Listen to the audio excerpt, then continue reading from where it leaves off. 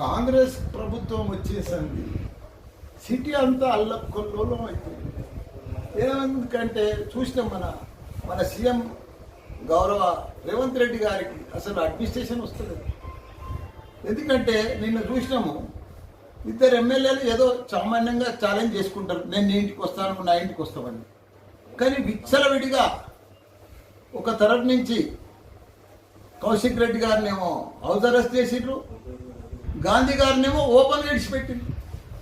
15 కార్లల్లో ఒక పైల్వాన్లు దాదాలు విచ్చలవిడిగా నడి రోడ్డు మీద సిటీలో వాళ్ళ కౌశిక్ రెడ్డి ఇంటికి వస్తుంటే పోలీసు ఏం చేస్తున్నది, ఎవరేం చేస్తున్నారు, ల్యాండ్ ఆర్డర్ ఏమవుతుంది, ప్రజలు ఎంత ఇబ్బంది పడ్డారు. నిన్న ప్రజలంతా ఆ కాలనీవాసులు కానీ ఆ రోడ్ల మీద కానీ అంత వందల మందిని వేసుకొని వచ్చి గాంధీ గారు అక్కడ ఒక ఎమ్మెల్యే మీదకి వస్తుంటే పోలీసు ఆపాలి కదా, ముందే అరెస్ట్ చేయాలి కదా. వస్తుందని తెలుసు కదా, టీవీలలో వస్తూనే ఉంది. ఇంకా 4 కిలోమీటర్లు అయితే వస్తుంది కౌశిక్ రెడ్డి ఇల్లు, ఇంకా 3 కిలోమీటర్ల దూరంలో ఉండే గాంధీ అని పేపర్ టీవీలలో చెప్తూనే ఉన్నారు. అంటే అప్పుడే అరెస్ట్ చేయొచ్చు కదా. అంటే ఆయన ఇంటి మీదకి పోవాలి, గుడ్లతో కొట్టాలి, రాళ్లతో కొట్టాలి, అద్దాలని వలగొట్టాలి, ఇదంతా దౌర్జన్యం జరగాలి.